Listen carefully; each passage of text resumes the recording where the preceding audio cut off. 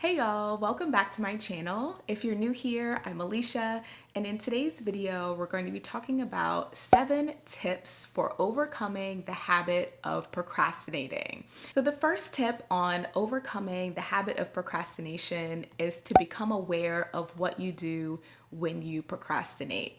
Do you always find that you're scrolling Instagram when you're procrastinating on something that you want to do? Are you all of a sudden really motivated to clean your kitchen when you should be working on another task? Just knowing what you tend to do when you're putting tasks off for later is important in breaking that cycle. Just really take a second and think about, what do I usually do when I'm procrastinating? I know for me, watching YouTube is one of my, go-to ways of procrastinating. And so it's something that I have to be mindful of so that I can catch myself when I just have the urge to watch YouTube. So let me know down in the comments, what activity do you usually do when you're procrastinating? So the next tip in managing procrastination is using a timer to get started. When I find that I have a task that I really don't want to do and I'm tempted to put it off, I'll set a timer for 10 or 15 minutes and commit to working on that task for that short time frame. It feels more doable and less daunting than trying to complete the whole task in one sitting because a break is coming. You can try out the Pomodoro Method and see if you find it helpful. So the Pomodoro Method is where you set a timer for 25 minutes and you only focus on one task during that time frame, and then you get a short break, and then you repeat that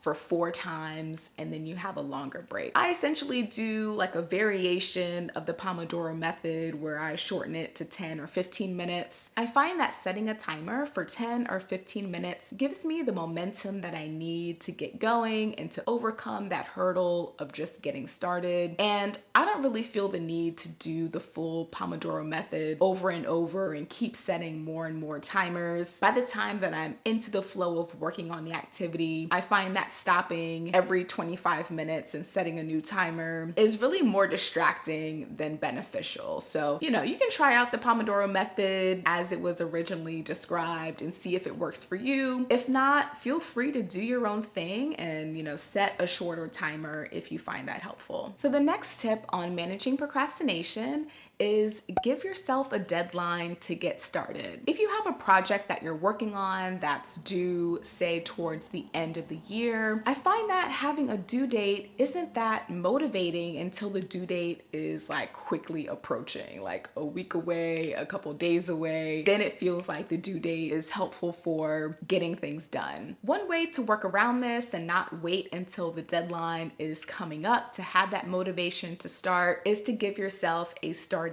deadline. Let's say you need to write a report and it's due towards the end of the year. Having that due date many months away may not be that motivating, so I find it helpful to set a deadline to get started on the report. I find that due dates may not be that motivating when they're so far into the future, but having a starting deadline or a starting date can be helpful for making sure that you're not procrastinating and that you're making incremental progress. The next tip for managing procrastination is to break larger tasks into tiny, manageable steps. Sometimes when we're working on a task that feels way too large, we may not be sure of what we need to do next, which prevents us from even starting. In order to help you do this, you can ask yourself the question, what's the next step that I would take? With any big task or project that we have, there are so many smaller tasks that go into it, and it can be helpful for procrastination to focus on those smaller tasks that feel easy to do that will allow us to gain momentum. The next tip for managing procrastination is to stop aiming for perfection. Sometimes when we have a task to do, we want it done really well, but that kind of freaks us out and we don't even get started. When it would be much more helpful